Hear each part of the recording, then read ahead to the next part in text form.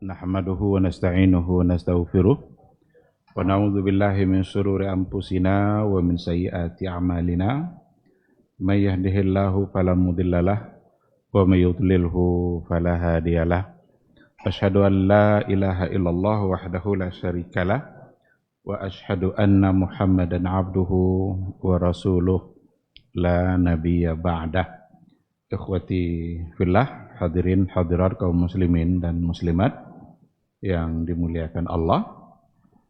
Mari kita awali kajian kita dengan memperbanyak ucapan puji dan syukur kepada Allah Subhanahu wa taala.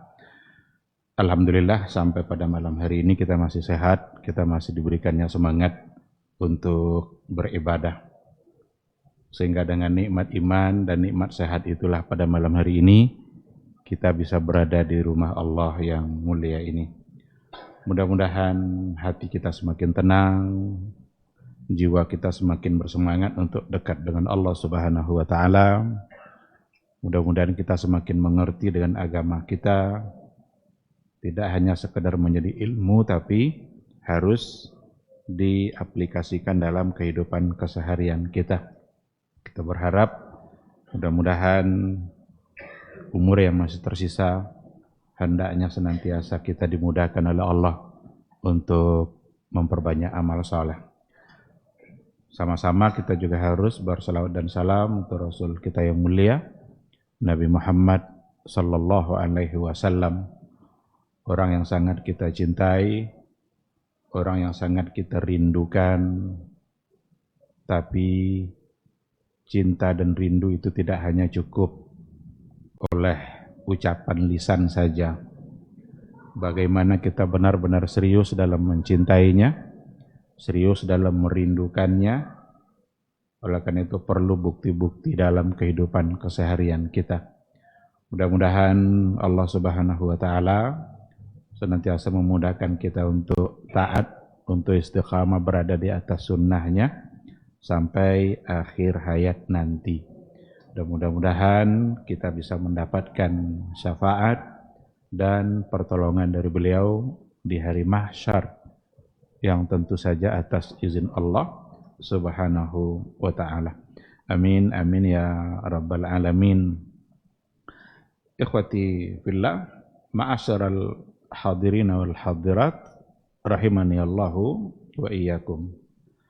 Tema kita pada malam hari ini adalah cinta tak sekedar pengakuan. Ini cinta yang dimaksud adalah cinta kita kepada Rasulullah sallallahu alaihi wasallam. Kita sekarang berada dalam bulan di mana banyak orang yang mengklaim bahwa mereka adalah cinta Nabi. Mereka adalah orang-orang yang mencintai dan merindukan Rasulullah sallallahu alaihi wasallam. Karena sebagian ulama mengatakan bahwa bulan inilah dulu beliau dilahirkan. Walaupun tidak ada kesepakatan di kalangan para ulama tentang kapan lahirnya Rasulullah sallallahu alaihi wasallam. Ada yang bilang bulan selain daripada bulan Rabiul Awal. Ada yang bilang Ramadan, ada yang bilang bulan Rabiul Awal. Memang yang mengatakan bulan Rabiul Awal berbeda pula tanggalnya. Yang lebih disepakati itu justru adalah hari wafatnya atau bulan wafatnya. Itu dapat disepakati oleh para ulama, itu adalah pada bulan Rabiul Awal. Itu lebih mudah untuk disepakati. Karena biasanya kalau tokoh-tokoh itu, orang-orang yang terkenal itu lebih disepakati hari wafatnya daripada hari lahirnya. Kenapa demikian? Karena ketika dia lahir, orang belum tahu dia itu akan menjadi siapa, akan menjadi apa. Sehingga tidak terlalu dihiraukan. Tapi pada saat dia meninggal, orang sudah tahu siapa dia. Sehingga lebih dikenang. Nah, oleh karena itu, lebih disepakati wafatnya Rasul pada bulan Rabiul Awal daripada lahirnya. Terlepas dari itu semua, kita penting memang untuk kembali mengingatkan diri kita sendiri dengan sejauh mana kita mencintai beliau dan apakah cinta kita hanya sekadar ucapan lisan atau benar-benar mencintainya. Saya ingin mengawali dengan kisah cinta. Kisah cinta yang dimaksud adalah para sahabat bagaimana mereka membuktikan cintanya kepada Nabi. Bahkan yang membuktikan cinta kepada beliau bukan hanya sahabat, bahkan makhluk-makhluk yang lain pun membuktikan cintanya kepada Rasulullah sallallahu alaihi wasallam. Tentu saja catatan sejarah dihiasi oleh kisah-kisah cinta itu. Saya ingin mengambil contoh saja satu atau dua. Ada satu catatan sejarah yang disebut dengan Yaumur Raji'. Yaumur Raji' itu adalah nama sumber air yang dimiliki oleh kabilah Huzail yang ada di Arab ketika itu. Kabilah Huzail, dia punya sumber air yang namanya Ar-Raji'. Maka disebutlah peristiwa itu dengan peristiwa Yaumur Raji'. Kisahnya adalah kabilah Huzail mengutus utusannya untuk bertemu dengan Nabi sallallahu alaihi wasallam agar utusan itu menyampaikan kepada Rasul supaya diutus beberapa orang sahabat yang menghafal Al-Qur'an dan yang paham agama supaya mereka bisa mengajarkan mereka agama. Jadi diutuslah utusan itu oleh kabilah Huzail datang menemui Nabi. Sampai di Madinah, utusan itu bilang, ya Muhammad, di kabilah Huzail itu sudah ada di antara mereka yang Islam, tapi mereka belum paham dengan Islam. Tolong utus kepada kami beberapa orang agar dia bisa mengajarkan mereka Islam secara baik. Nabi tanpa ada sedikit pun curiga, padahal Huzail ini keinginannya sebenarnya bukanlah untuk mempelajari Islam. Dia mencoba untuk menipu Nabi dengan cara seperti itu. Dimintanya agar diutus beberapa orang yang paham agama, menguasai Al-Quran supaya bisa mengajarkan orang-orang di sana tentang Islam dan Al-Quran. Diutuslah oleh Rasulullah sallallahu alaihi wasallam 10 orang sahabat yang penghafal Al-Quran, yang banyak di dada mereka Al-Quran, yang mereka sudah banyak menguasai Islam. Karena itu terjadi pada tahun keempat Hijriah, berarti setelah perang Uhud. Tentu sudah banyak di antara mereka yang menguasai agama. Dipimpinlah kelompok yang diutus itu oleh Asim ibn Thabit al-Ansari. Pokoknya ada 10 orang, di antaranya adalah Khubayb al-Ansari dan Zaid ibn Dathinnah. Berangkatlah mereka ke sana. Ternyata Huzail tidaklah ingin untuk belajar Islam. Ketika mereka sampai di kabilah Huzail, mereka sudah dinanti oleh 200 orang, dan ke 200 orang itu semuanya ahli panah. Ahli dalam memanah. Kalau memanah, kono tuh. Ditunggu oleh 200 itu. Asim ibn Thabit udah mulai curiga. Oh, ini kayaknya nggak benar ini. Ini tujuannya bukan lagi untuk belajar Islam. Kok orang yang ingin belajar Islam disambut dengan pasukan pakai alat perang, pakai panah, pakai segala macamnya. Akhirnya mereka naik ke tempat yang tinggi, ingin mencoba untuk lari. Kata kabilah Huzail, turun kalian insya Allah aman. Tetapi mereka tidak mau. Kalian sudah punya niat yang tidak baik, maka pasti di hati kalian adalah ingin untuk membunuh kami. Ternyata betul. Dari yang 10 itu, karena ada yang bilang 6 orang, ada yang bilang 10, tapi kuat ahli sejarah mengatakan itu 10 orang. Dari 10 itu turun 3 orang, yang lain tidak mau. Apa kata mereka? Tidak mungkin kami minta perlindungan kepada orang kafir yang durhaka kepada Allah. Karena mereka mengatakan, turun kalian insya Allah aman. Berarti kan minta perlindungan dari orang kafir. Biarlah kami mati daripada minta perlindungan kepada orang kafir. Gitulah izzahnya sahabat dulu tuh. Gitulah mereka punya jati diri. Padahal mereka sudah tahu resikonya. Kalau tidak turun pasti mati. Karena 200 orang ahli panah semua. Jangankan memanah dari dekat, memanah dari jauh aja bisa kena. Ternyata betul. Yang tidak mau turun berarti siap untuk menyambut panah tadi, dan akhirnya wafat sebagai syahid. Tinggal 3 orang. Ada 3 orang yang mau turun, siap dia turun. Barangkali ya dia punya siasat yang lain. Ingin melihat lebih jauh apakah mereka masih berbohong ataukah tetap dalam niat buruknya. Ketika yang 3 ini turun, tapi ternyata mereka tetap punya niat yang buruk. Tidak untuk niat yang baik sama sekali. Hanya saja seperti Khubayb Al-Ansari dan Zaid ibnu Dathinnah, mereka memang tidak dibunuh ketika itu. Kawan-kawannya sudah mati, syahid. Ada 2 orang yang masih selamat, tapi yang 2 ini dijual sebagai budak di kota Mekah. Dijual dia sebagai budak di kota Mekah. Dibelilah oleh orang-orang Mekah. Ternyata yang membelinya itu adalah keluarga orang-orang yang mereka bunuh dulu waktu perang Badar. Khubayb itu dibeli oleh keluarga Al-Haris ibnu Amir. Sementara Khubayb ini, dia dulu yang membunuh Haris itu waktu perang Badar.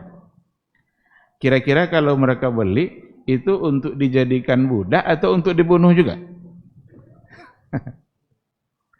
Sedangkan Zaid ibnu Dathinnah dibeli oleh Safwan ibnu Umayyah. Dulu waktu perang Badar, ayahnya Safwan itu yang bernama Umayyah ibnu Khalaf dibunuh oleh Zaid ini. Kira-kira ketika dibeli, untuk dijadikan budak atau untuk dibunuh juga? Pastilah untuk tidak mungkin dia memelihara orang yang membunuh ayahnya sendiri. Maka dibeli. Dan memang untuk dibunuh. Semuanya adalah untuk dibunuh. Namun yang hubungannya dengan judul kita adalah Zaid ibnu Dathinnah. Sebelum dia dibunuh, itu ada dialog antara dia dengan Abu Sufyan. Abu Sufyan itu belum masuk Islam ketika itu. Karena Abu Sufyan masuk Islamnya kan sesaat menjelang Fathu Makkah.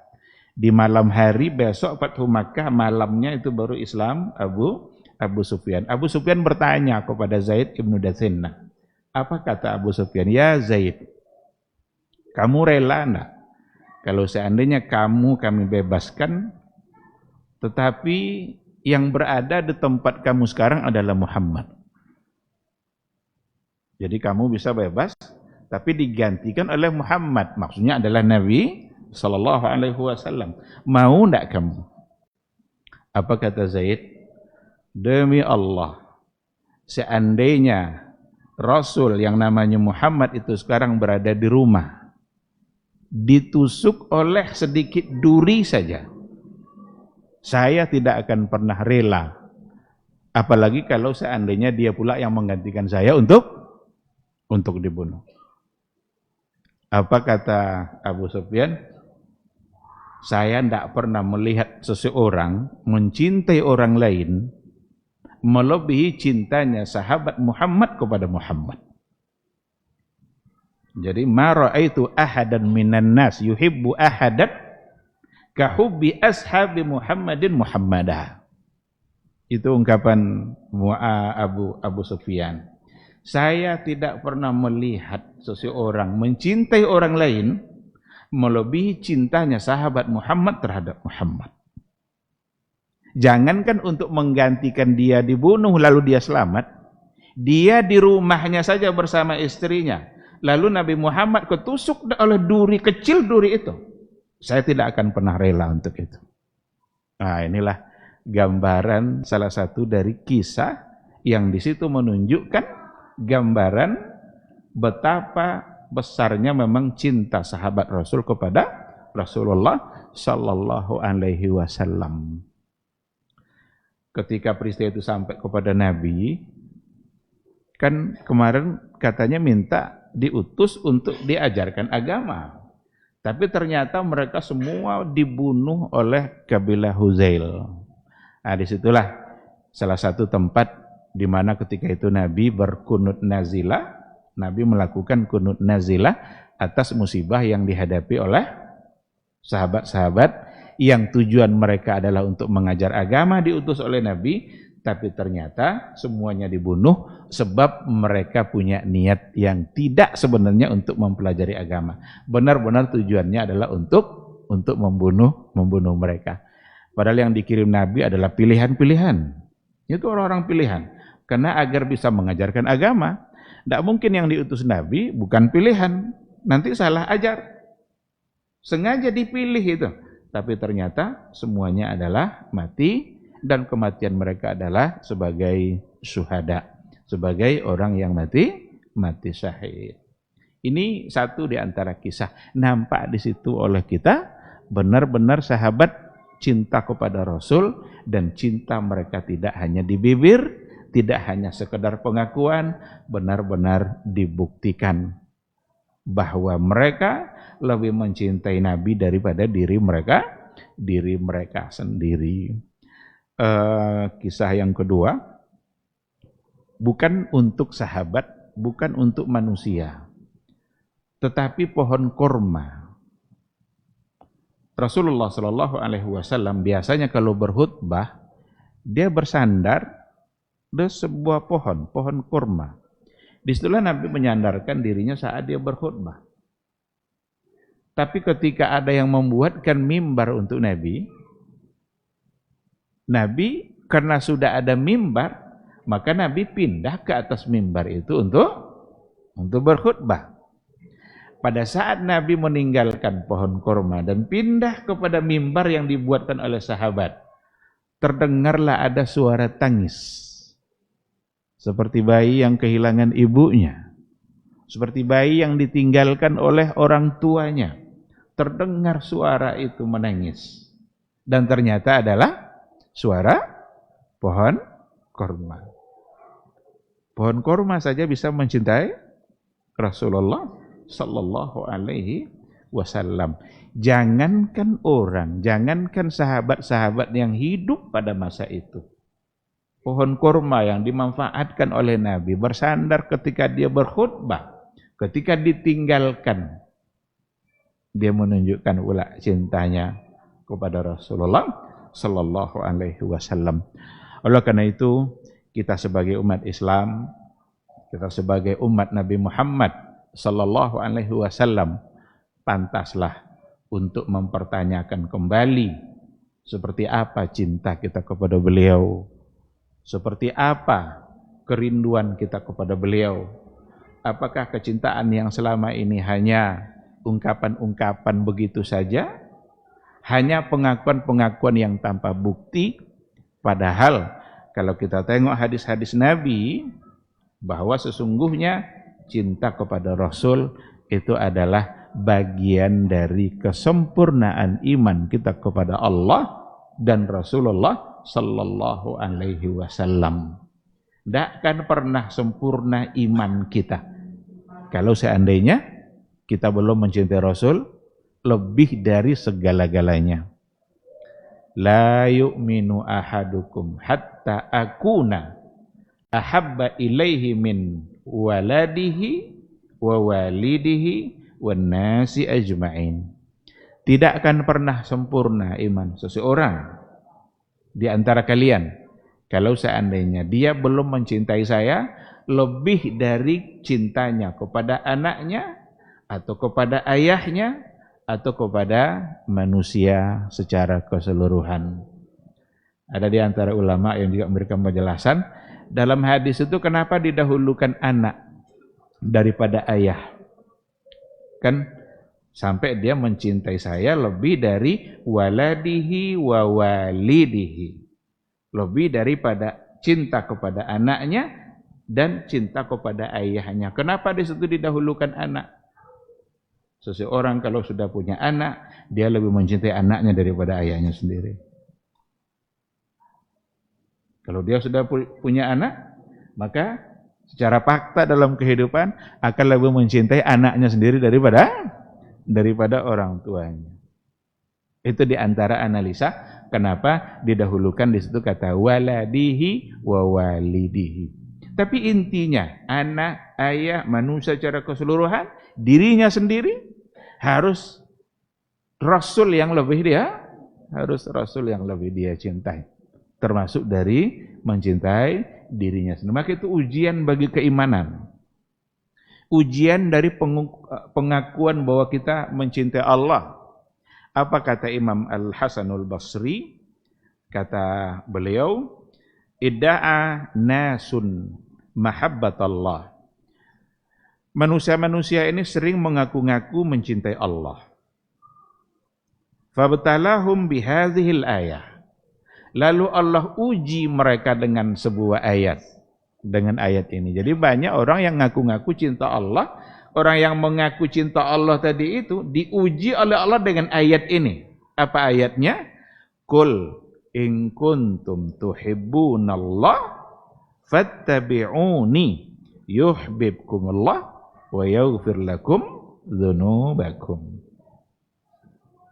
Katakanlah, in kuntum tuhibbunallah, jika kalian benar mencintai Allah, fattabi'uni, maka ikuti saya. Saya di sini adalah Rasul Nabi Muhammad sallallahu alaihi wasallam. Jika kalian benar mencintai Allah, maka ikuti saya. Yuhibbukumullah wa yaghfir lakum dzunubakum. Maka Allah akan juga mencintai kalian dan akan mengampuni dosa-dosa kalian. Jadi kalau kita sudah mencintai Nabi kita dengan cara mencintai Allah, dengan cara mencintai Nabi kita, maka cinta kita itu akan dibalas oleh Allah dengan dua hal. Yang pertama balasannya adalah cinta, Allah mencintai kita juga, dan balasan yang kedua adalah Allah akan mengampuni dosa-dosa kita. Wa yaghfir lakum dzunubakum. Oleh karena itu, cinta berarti tidak hanya sekedar ucapan lisan. Cinta itu mesti diikutkan dengan fakta dan bukti-buktinya. Maka dalam kitab Mawaqif Imaniyah ditulis oleh Syekh Ahmad Farid, beliau mengatakan bahwa ulama-ulama kontemporer membagi, kalau seandainya benar kita mencintai Rasul, maka kita harus punya adab kepada Nabi. Jadi kalau seandainya kita benar mencintai Rasul, maka kita mesti punya adab kepada Nabi kita, Nabi Muhammad sallallahu alaihi wasallam. Dan adab itu kata beliau, ulama kontemporer itu dapat membaginya kepada 3. Adab kita kepada Nabi itu secara garis besar dapat dibagi kepada 3. Yang pertama beliau mengistilahkannya adalah dengan al-adabul qalbi. Adab yang hubungannya dengan hati. Bagaimana hati kita beradab kepada Rasul? Bagaimana hati kita menghormati Nabi? Bagaimana hati kita memuliakan beliau? Al-adab al-qalbi. Itu adalah dengan cara al-imanu bima jaa bihi wa mahabbatihi. Meyakini semua yang dia bawa. Al-iman bima jaa bihi wa mahabbatih.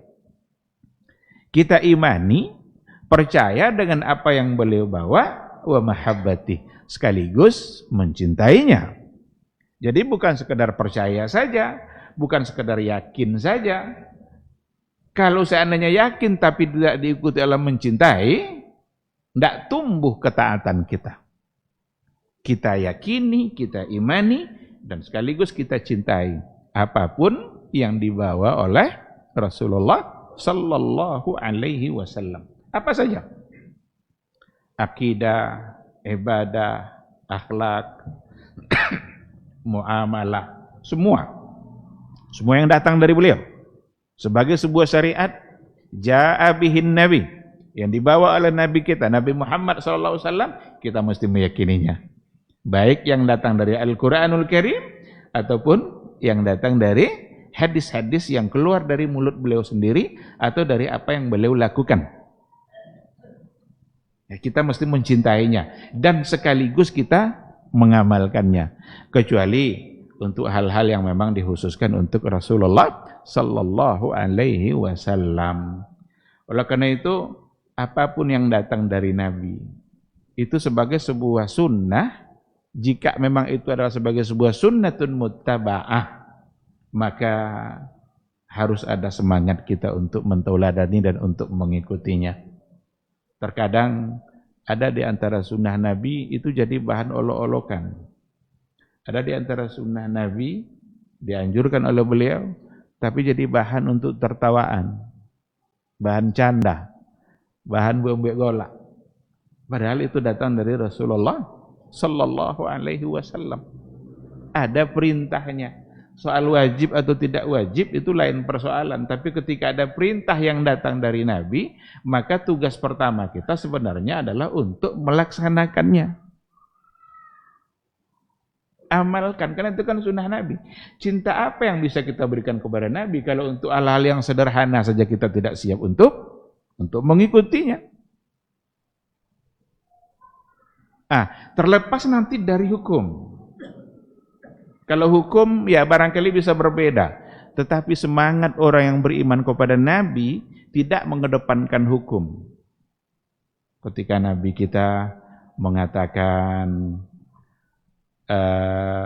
sholat itu pakai sutra, itu kan sunnah. Hukumnya lain soal nanti.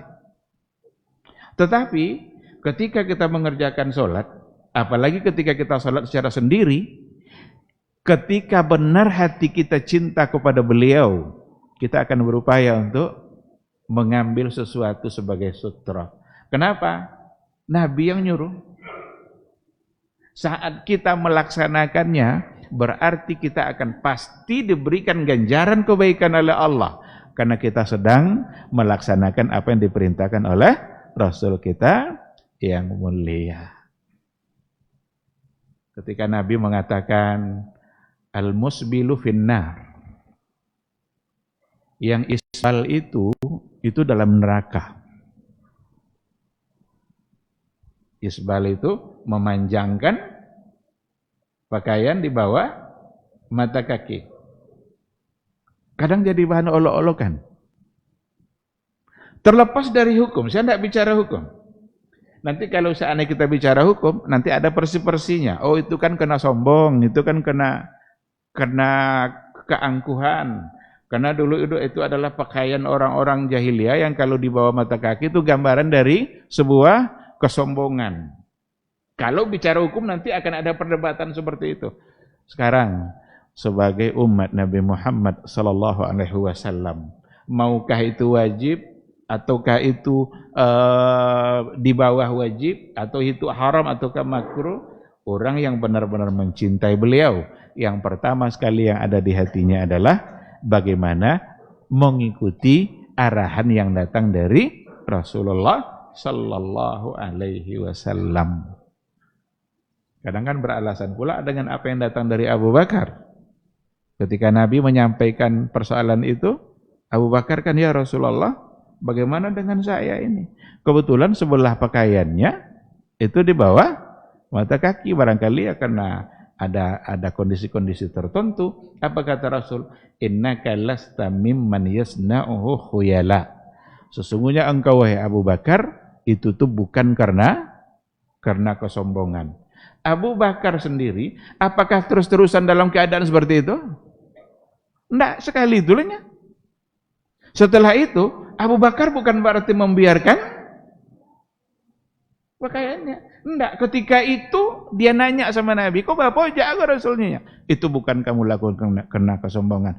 Tapi setelah itu Abu Bakar sendiri tetap menjaga panduan yang diajarkan oleh Rasulullah Sallallahu Alaihi Wasallam. Pertanyaannya, cinta apa yang akan kita berikan kepada Nabi kita kalau untuk hal yang sederhana itu saja kita tidak sanggup untuk melaksanakan. Banyak hal-hal yang jauh lebih berat daripada itu. Kalau seandainya yang ringan kita tidak bisa, maka yang berat akan lebih susah lagi. Ini hal-hal yang seperti ini. Maka bukan untuk memperpanjang perdebatan, tapi untuk memupuk cinta kita kepada apa yang telah diarahkan kita oleh Rasul kita yang mulia. Satu hal yang perlu dipahami bahwa ketika kita mengikuti panduan Nabi kita, pasti di situ akan ada kebaikan demi kebaikan yang kita dapatkan. Jadi yang pertama al-adab qalbi, adab yang hubungannya dengan hati.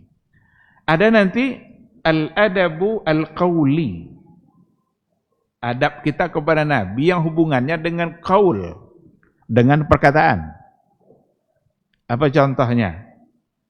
Memperbanyak salawat dan salam. Memperbanyak ucapan salawat dan salam kepada Rasulullah Sallallahu Alaihi Wasallam. Setiap kali disebutkan nama Nabi Muhammad Sallallahu Alaihi Wasallam, maka diajak kita oleh Nabi untuk mengucapkan salawat kepada dia. Untungnya enggak untuk Nabi. Untung kita bersalawat itu bukan untuk Nabi. Seandainya semua kita tidak mau bersalawat kepada beliau, ini selamat tidak? Masuk surga tidak? Pasti diampuni tidak dosanya? Berarti tidak tuh untung dah kan? Untungnya untuk kita. Kita yang rugi kalau tidak bersalawat. Itulah gambarannya. Seandainya semua kita menolak berselawat kepada Nabi, Nabi selamat. Allah sudah jamin. Maqam mahmudah sudah didapat oleh beliau. Allah yang menjanjikan itu. Nah maka ada adab kita secara qaul. Di antaranya itu, ketika lidah kita sering mengucapkan selawat dan salam, itu gambaran dari kita memuliakan Rasul kita.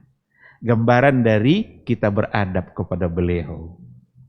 Dan yang berikutnya juga adalah bagaimana supaya lidah kita tidak mudah untuk mengucapkan sesuatu yang kalau seandainya beliau hidup itu bisa menyakiti dia. Dulu orang-orang pada masa dahulu terkadang terucap oleh dia sesuatu yang dari ucapannya itu mungkin akan bisa menyakiti Rasulullah SAW. Datanglah orang Arabi, orang-orang Badui dari perkampungannya, sampai ke pintu rumah Nabi, dipanggillah Nabi itu dengan suara keras. Ya Muhammad, keluar. Ya Muhammad katanya. Orang-orang Badui. Orang Badui tentu memanggil seadanya sebagaimana dia berkomunikasi di kampungnya orang Badui itu. Dia tidak mengenal adab-adab bagaimana menghormati orang yang mulia. Tidak ada adab sama dia. Dipanggilnya ya Muhammad, ya Muhammad. Sampai turun ayat kan la tarfa'u aswatakum fauqa sautin nabi. Jangan tinggikan suara kalian. Rendahkan suara kalian itu. Itu bukan adab yang baik. Itu secara qaul. Sekarang Nabi sudah wafat. Gimana cara menjaga adab kita? Tidak akan dengar lagi sama Nabi.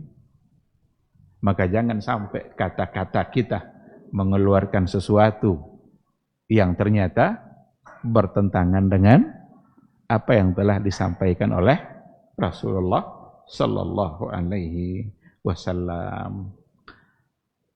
Masuk waktu Isya, sekarang kita jawab dulu suara azan, insyaallah nanti kita sambung sedikit materi.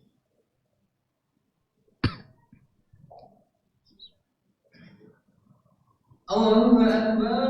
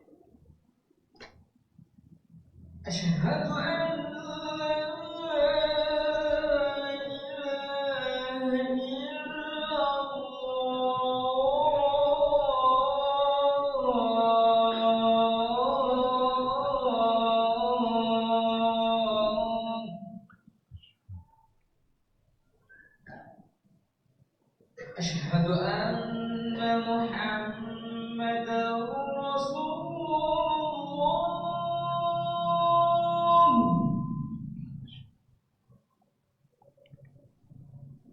أشهد أن محمدا رسول الله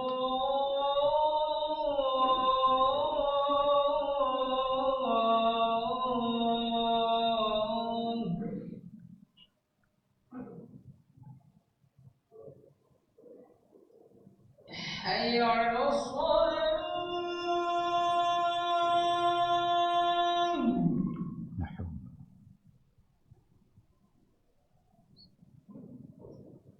حي على الصلاة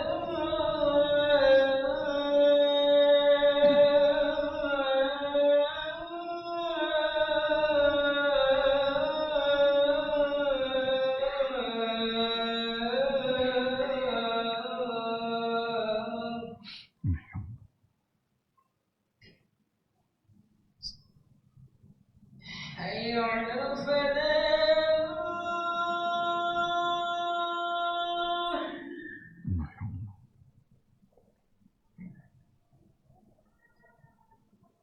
حي على الفلاح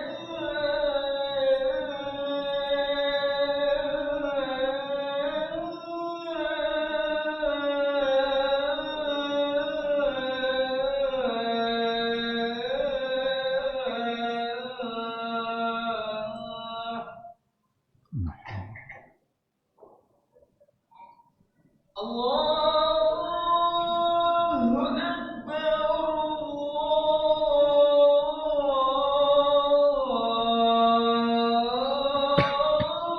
الله أكبر لا إله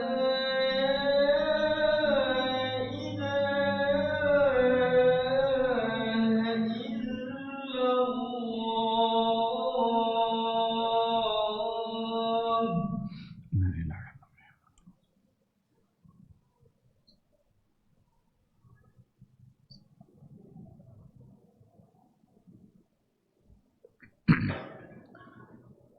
Bismillahirrahmanirrahim. Alhamdulillah wassalatu wassalamu ala Rasulillah wa ala alihi wa sahbihi wa mawala.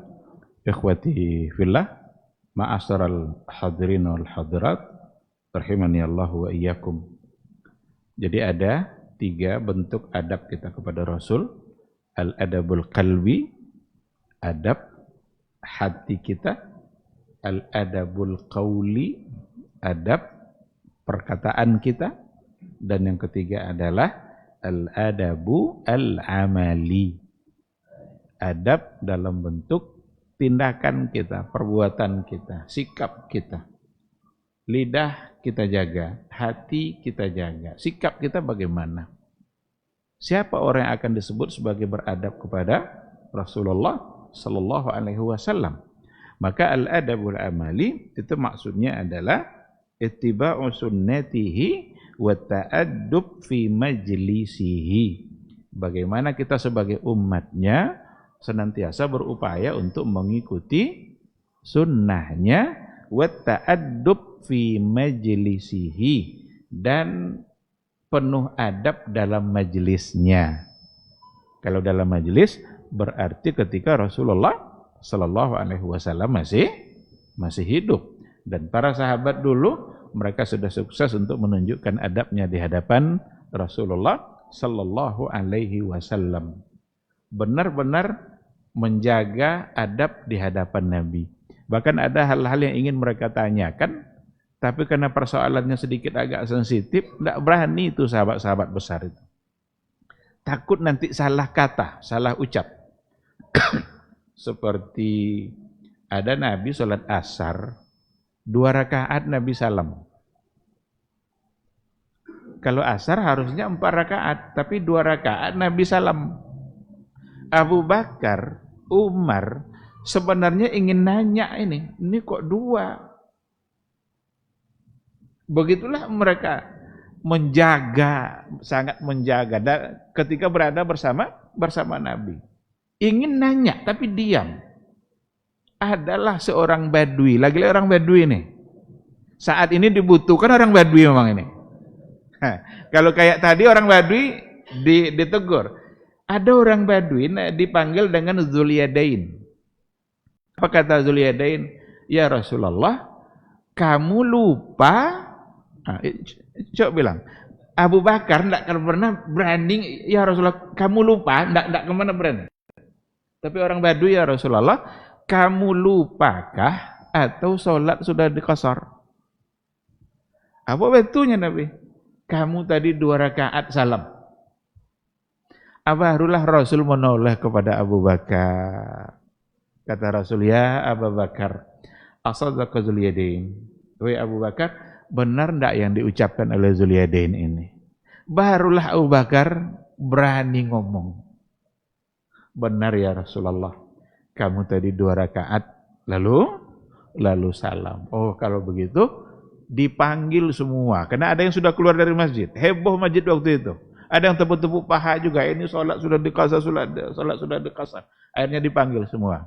Dan Nabi menambah 2 rakaat, lalu kemudian Nabi salam, dan Nabi sujud sahwi setelah salam. Dalam peristiwa itu Nabi sujud sahwinya setelah salam. Jadi ada riwayat Nabi sujud sahwi sebelum, ada setelah salam. Kalau dalam mazhab Syafi'i itu diambil satu hukum, semua sujud sahwi sebelum salam. Tetapi ada yang merinci, ketika ditengok kelupaan-kelupaan yang ada, ternyata ada 2 kemungkinan.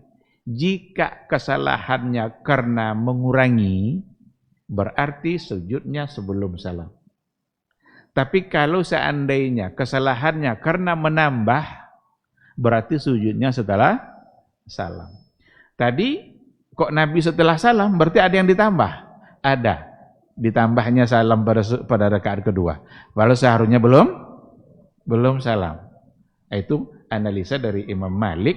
Jadi boleh kita sujud sahwi sebelum atau sesudah. Seandainya karena mengurangi, berarti sebelum salam. Kalau menambah berarti sesudah salam. Tapi dalam mazhab Syafi'i diambil satu kata sujud sahwi semuanya sebelum salam. Nah, jadi al-adabul amali, ittiba'u sunnatin Nabi wa ta'addub fi majlisi. Kita tentu tidak akan bisa lagi semajelis sama Nabi. Tidak akan bisa kita satu majelis lagi bersama Nabi. Kecuali orang-orang yang ngaku-ngaku kalau Nabi bisa hadir di majelis dia. Tapi itu pengakuan kebohongan saja. Jangan pernah percaya dengan ungkapan-ungkapan seperti itu. Karena tidak mungkin lagi. Sehingga yang fokusnya untuk kita tentu saja adalah ittiba'u sunnati. Bagaimana kita setia untuk mengikuti apa yang telah beliau atur. Maka dalam ayat dikatakan, ya ayyuhallazina amanu la tuqaddimu baina yadayillahi wa rasulih wattaqullah. Hai orang-orang beriman, janganlah kalian mendahului Allah dan mendahului Rasul. Kaunya Allah, kaunya Rasul, wajah yang lain. Berarti kita mencoba untuk mendahuluinya. Tidak lagi ingin berada di belakangnya. Kalau mendahului kan tidak di belakang, kan? Kalau yang mengikuti pasti di belakang. Rasul depan, kita belakang. Itu baru mengikuti nomor. Kalau sudah mendahului, tidak mengikuti, Nabi wak suruh ikut awak. Dan itu bahaya. Maka la tuqaddimu baina yadayillahi wa rasulih. Itu bentuk dari adab kita kepada Rasulullah sallallahu alaihi wasallam. Dan orang yang kalau benar mencintainya, maka adab itu pasti ada pada dia. Orang yang kalau mencintainya, maka adab itu pasti ada bersama dia. Hatinya yang mencintai yang beliau bawa, lisannya yang selalu mengucapkan selawat dan salam, selalu dijaganya lisannya agar tidak menyalahi apa yang diajarkan oleh Rasulnya yang mulia, dan sikap tindakannya, amalan kesehariannya selalu berupaya untuk sesuai dan mengikuti apa yang diajarkan oleh Rasulullah sallallahu alaihi wasallam. Ketika kita mengaku mencintai Nabi, ingat, ada ndak ini pada kita? Ada ndak adab ini pada kita? Makanya Jangan salah kita dalam mencintai Rasul kita. Jangan salah caranya dalam mencintai Nabi. Cintailah beliau sesuai dengan yang beliau ajarkan cara mencintai. Jangan cintai beliau atau jangan buktikan cinta kita kepada beliau dengan cara kita sendiri. Kalau sudah dengan cara kita sendiri, jangan-jangan cinta kita tidak diterima. Ada orang yang ingin membuktikan cintanya kepada Nabi sambil bergitar-gitar berselawat. Ini berselawat nama, tapi sambil melagu, berjoget-joget.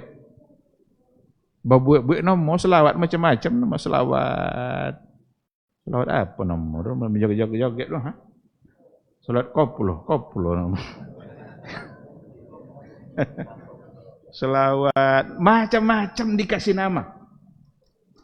Yang disebut la ilaha illallah tapi dengan cara mereka sendiri. Pakai lagu-lagu macam itu. Lagu tu oleh banyak apa makan. Banyak duto. Lagu lu nya apa maksud itu? Bohong enggak? Apa ada kata lagu situ? Maka tidak bisa kita membuktikan cinta kita kalau pakai lagu-lagu macam itu. Jangan-jangan cinta kita tidak diterima. Tadi ada bagaimana lisan kita selalu bersalawat. Ambil mana salawat-salawat yang diajarkan oleh Rasulullah sallallahu alaihi wasallam. Kadang-kadang lebih dikedepankan pula salawat-salawat yang dibuat-buat oleh seseorang yang tidak jelas sumbernya dari mana, yang terkadang di antara isinya ada yang mengandung unsur kesyirikan karena di dalamnya ghulu terhadap Rasulullah sallallahu alaihi wasallam. Ghulu itu tajawazul had, melebihi batas. Tidak lagi menempatkan Rasul sebagai Rasul, tapi ditempatkan Nabi kita lebih daripada sebagai seorang Rasul. Seolah-olah Nabi tempat meminta, seolah-olah dia yang memberikan kita kesembuhan, dia yang menurunkan hujan.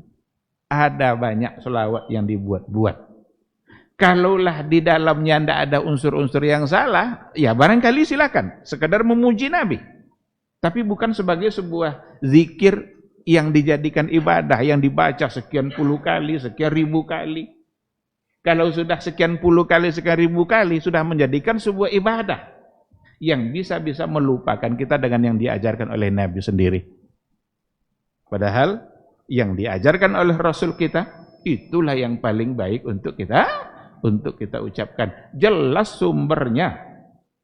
Sementara yang dibuat-buat oleh orang, terkadang di dalamnya mengandung unsur hal-hal yang berbau syirik di mana terlarang untuk dilakukan. Ikhwati fillah, tentu saja kita sebagai umat Rasulullah sallallahu alaihi wasallam selalu harus meningkatkan cinta kita kepada beliau, tapi sekali lagi dengan cara yang sesuai dengan yang diajarkan oleh beliau.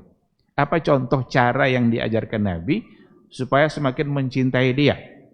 Di antaranya, kita harus semakin meningkatkan cinta kita kepada Allah Subhanahu wa taala. Kalau kita semakin cinta kepada Allah, maka insya Allah akan semakin cinta kepada nabinya. Kita diminta agar kita lebih mengerti dengan nabi kita. Siapa nabi kita itu? Siapa yang namanya Muhammad sallallahu alaihi wasallam? Baca syama'ilnya, baca riwayat-riwayat yang ada. Kenali siapa dia. Beliau adalah seseorang yang sangat dimuliakan dan mau diberikan kemuliaan oleh Allah melebihi nabi-nabi yang lain sampai nanti di hari akhir. Sampai nanti di hari akhir. Apa contoh kelebihannya? Tidak ada nabi yang diizinkan oleh Allah untuk memberikan syafaat kecuali Rasulullah sallallahu alaihi wasallam. Dialah yang diizinkan oleh Allah.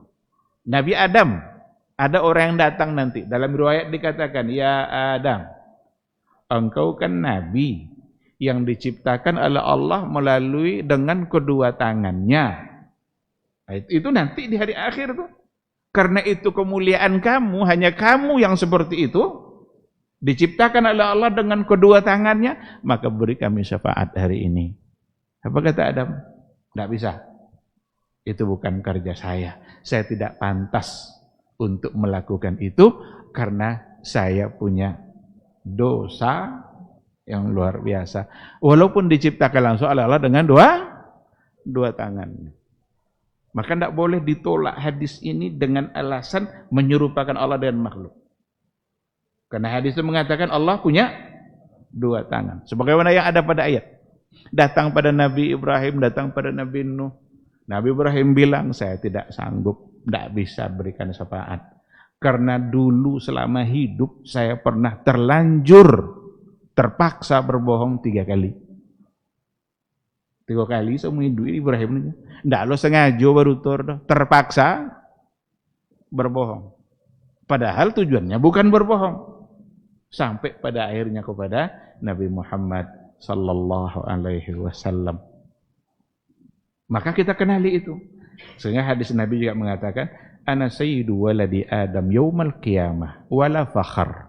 Saya adalah sayyidu waladi Adam. Saya penghulu Bani Adam. Di hari kiamat nanti. Wala fakhr. Tapi tidak ada kesombongan. Tidak boleh sombong. Rasulullah nanti akan menjadi saksi atas kebaikan para nabi yang sebelumnya. Umat Nabi Muhammad bersama Nabi kita akan menjadi saksi nanti atas apa yang telah disampaikan oleh nabi-nabi yang sebelumnya. Karena Allah nanya nanti sama Nabi Nuh juga, hal balagta? Dulu sudah kamu sampaikan enggak apa yang saya perintahkan itu? Kata Nuh, sudah. Siapa yang bersaksi? Ternyata Nabi Nuh tidak mengatakan saksinya adalah umatnya. Dia mengatakan saksinya adalah umat Nabi Muhammad sallallahu alaihi wasallam. Ketika umat Nabi Muhammad ditanya, kenapa kalian bisa bersaksi? Karena Nabi kami yang mengatakan bahwa Nuh telah menyampaikan apa yang diperintahkan oleh Allah. Berarti kita sebagai umat Nabi Muhammad nanti akan bersaksi. Litakunu syuhada'a 'alan nas. Wa kadzalika ja'alnakum ummatan wasata litakunu syuhada 'alan nas, supaya nanti kalian bisa bersaksi atas manusia. Dan itu adalah pada hari kiamat, pada hari di mana semua kita diminta pertanggungjawaban. Bukankah ini sebagai sebuah kemuliaan? Nabi yang semulia itu tidakkah pantas untuk kita cintai? Tidakkah pantas untuk kita rindukan? Jadi caranya tambah cinta kita kepada Allah, tingkatkan pengetahuan kita tentang siapa Nabi kita itu. Apa kemuliaan yang diberikan oleh Allah. Apa yang akan dia dapatkan nanti di hari akhir. Semua itu insya Allah membuat kita semakin taat, membuat kita semakin cinta, membuat kita semakin istiqamah berada di atas sunnahnya. Tapi kalau tidak dengan cara seperti itu, kalau ada orang memilih caranya sendiri dalam membuktikan cintanya, yang akan terjadi adalah penyimpangan demi penyimpangan. Dengan alasan cinta kepada Nabi, tapi terkadang dia melakukan hal yang terlarang. Atas nama cinta kepada Nabi, tapi ternyata itu gulu, berlebih-lebihan kepada Rasulullah sallallahu alaihi wasallam, yang terkadang bisa membuat mereka jatuh kepada perbuatan syirik. Baik, ikhwati fillah, mohon maaf waktu sebenarnya sudah berakhir.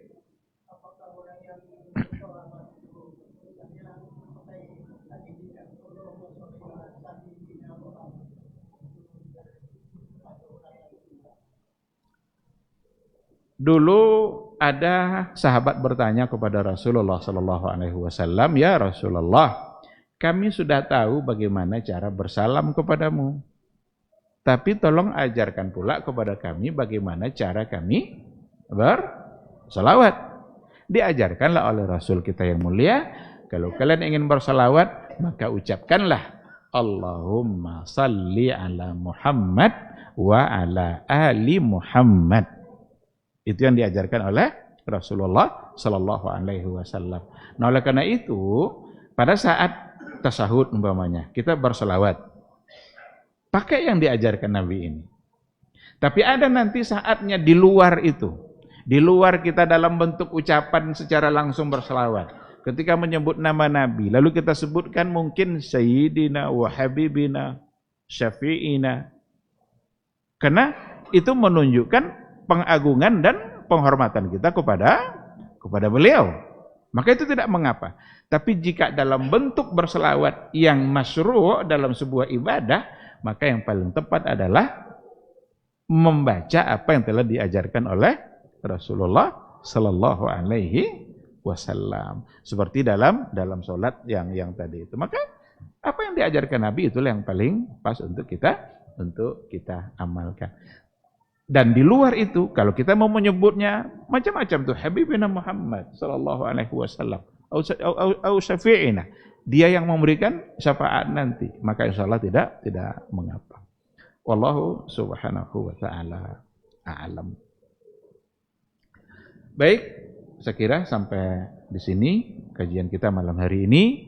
Mudah-mudahan kita semakin bersemangat untuk membuktikan dan dimudahkan oleh Allah untuk membuktikan cinta kita kepada beliau. Dan semoga Allah menerima semua amalan-amalan kita yang apalagi tujuannya adalah benar-benar untuk membuktikan cinta kita kepada Nabi kita yang mulia, Nabi Muhammad sallallahu alaihi wasallam. Jangan pernah mencari cinta dan idola selain daripada Rasulullah sallallahu alaihi wasallam. Terima kasih. Subhanakallahumma wa bihamdika asyhadu an la ilaha illa anta astaghfiruka wa atubu ilaik. Wassalamualaikum warahmatullahi wabarakatuh.